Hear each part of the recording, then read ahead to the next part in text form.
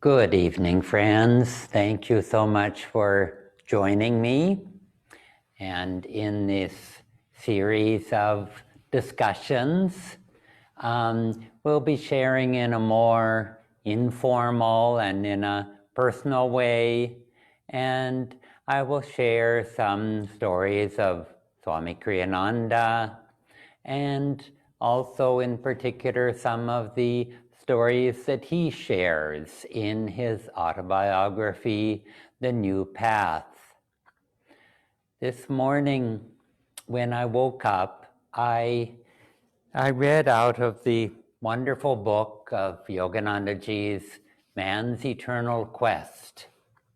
And I was struck by the words that I found there. I just opened the book at random, as I often do.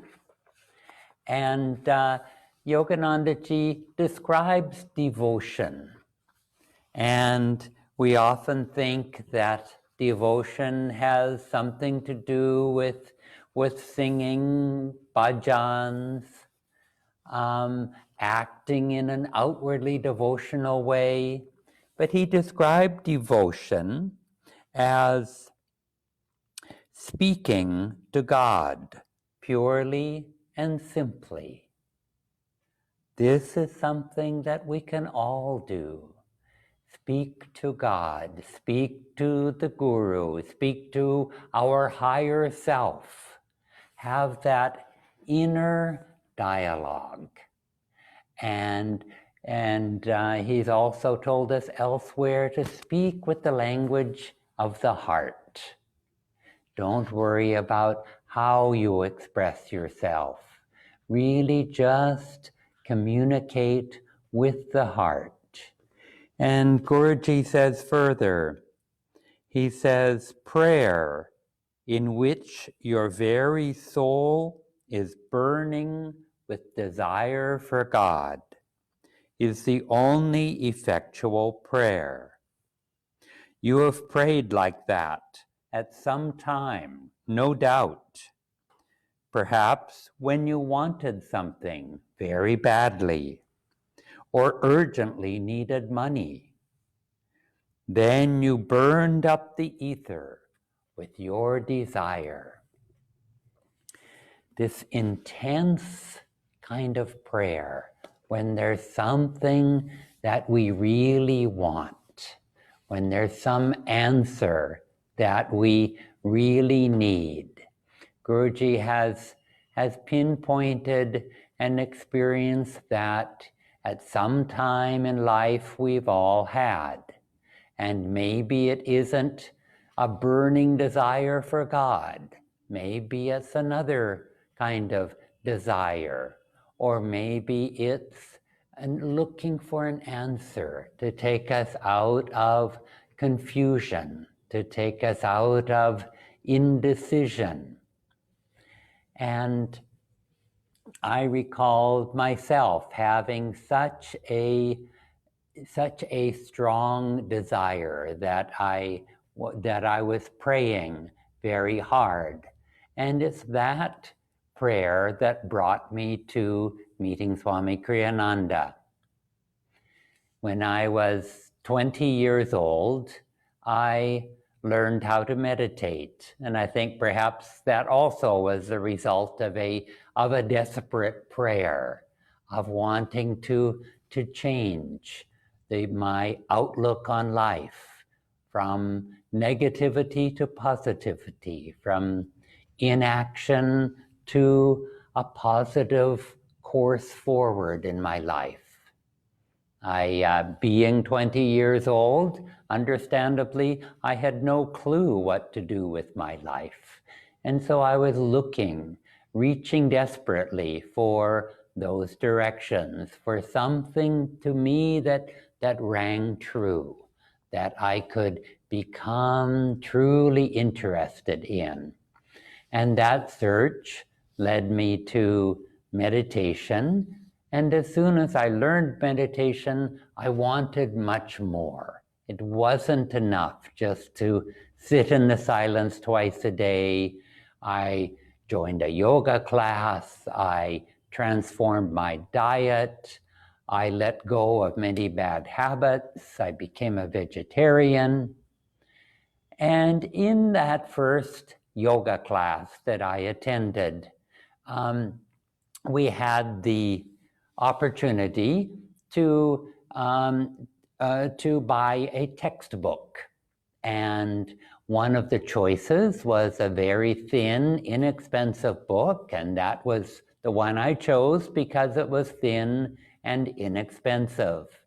And it was the book Yoga Postures for Higher Awareness by Swamiji, and that was my first introduction to him. And I will tell more stories about this. I'll skip forward a little bit to emphasize my point this evening, this point of intense prayer. And after a year of practicing the yoga from Swamiji's book, I felt like he was already my spiritual guide. Practicing my meditation, it was not, I didn't learn from Ananda, it was the transcendental meditation technique that I practiced at that time. And all of this, after about a year's time, brought in me a further desire, a further deep prayer. And that prayer it wasn't enough for me. I was living with a couple of other people who meditated. We meditated together, not always regularly. But I wanted more. I wanted to live full-time in an ashram, in a spiritual community, perhaps in nature, in the country, where everyone was serious on the spiritual path. And I felt how much that would help me. My motives were mostly selfish, but also I wanted to give and I wanted to share the gift of meditation with others. And that earnest prayer brought me to, I felt I just wasn't quite strong enough. I had heard about some ashrams and spiritual communities. They were mostly in California. I was living in a different country, in Canada. And for me to go to California, I didn't really have money. It was another country. I couldn't even legally work there. It took a lot of courage. And so I took several days, 3 or 4 days. I camped on an isolated beach and I was all alone. And in that time, I gained that strength to make the decision to go to California. And I was there in San Francisco only about a week when I met Swami Kriyananda. One of those coincidences. I was going to another spiritual event and he happened to be one of the speakers there. And I spoke to him afterwards. And the rest is history, so they say. And I want to look also at a similar kind of intense prayer that Swamiji had at the beginning of his spiritual search. And we're going to look at aspects of his story in his autobiography, The New Path. And this book, I was with Swamiji the whole time that he wrote this book, and it took him a number of years to write it. When he was with Yogananda ji for the last 3.5 years of Guruji's life, Swamiji took notes. Whenever he was with Guruji, he would take notes of what the master said, of stories that he told. And he gathered stories from other disciples. And these formed about 300 pages of notes that he had taken. And some of them were stories that were not that were not known by anyone else. And these were Swamiji's most precious possessions, these pages of notes. And he knew that Master wanted him to do something with them, to share them. And in time, he chose the best of these stories to form this book, The New Path. And really the bulk of the book, the book is 500 pages long. It's a long book. And about 2/3 of that is his time with Yogananda. The stories that Master shared, the experiences that happened when they were together, and all of the other aspects of how the Guru worked. This book is really the best handbook on discipleship. In the autobiography of a yogi, Yoganandaji talks a great deal about other saints. He really doesn't give a lot of details about himself, except in relation to other realized souls. But in this book, we get to really know Yoganandaji himself. And the language that Swamiji uses, it's very polished. It's polished in the sense that he's made things very simple and clear and easy to understand. And he's written it like a novel, a little bit rather also like the autobiography, just sort of moves along like a novel, and you can't wait to see what's going to happen next. And as I said, this book is 500 pages, and 2/3 of it is about Yoganandaji, but 1/3 is about Swamiji's earlier life as a child and growing up before he met Guruji. And if you were to pick up this book and you were intimidated by the thought of 500 pages, then you can take my advice and skip the first part of the book about Swamiji's upbringing, and you can start the book at the moment that Swamiji finds the autobiography of a yogi that quickly brings him to his Guru. And then after you enjoy thoroughly all of those pages, you want to go back to Swamiji's childhood, then that's also a wonderful read. But the most memorable pages are certainly those with the time that he spent with Guruji and all of the lessons learned. And let me share just a little bit with you by way of introduction. And there's a story that many of you have heard of Swamiji finding the autobiography of a yogi. But let me just touch on a couple of points here. And the main thing is this deep prayer, this deep yearning, this deep searching that Swamiji had.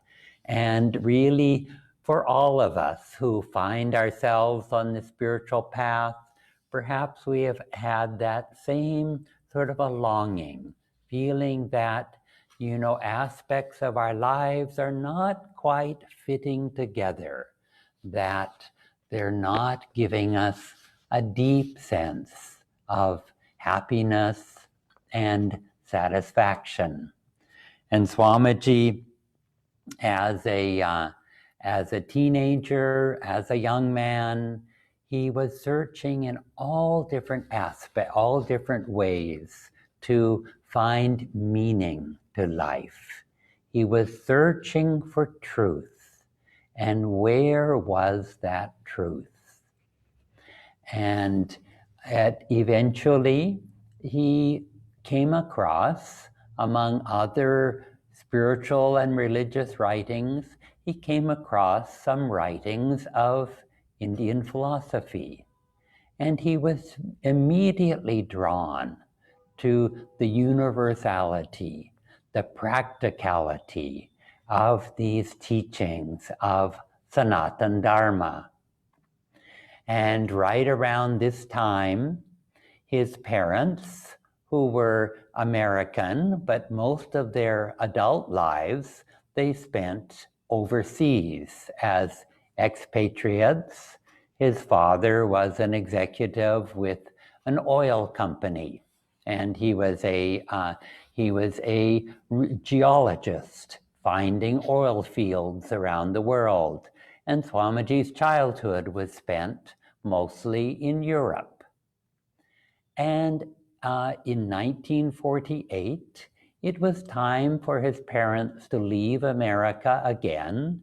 His father sailed to Egypt, and he put his mother on a boat in New York City for her to join her husband in Egypt.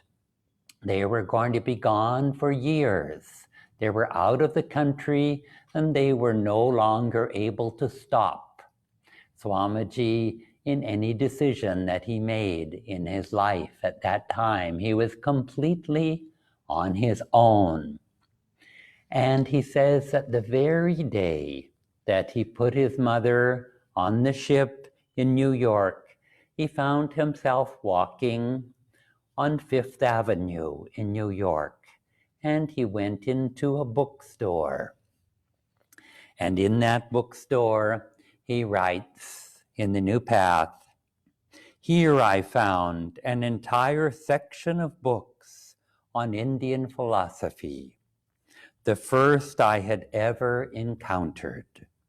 Hungrily I feasted my gaze on the wide variety of titles, the Upanishads, the Bhagavad Gita, the Ramayana, the Mahabharata, books on yoga.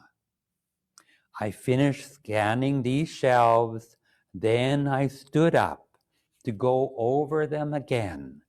This time, to my surprise, the first book I saw, standing face outward, was one I hadn't noticed.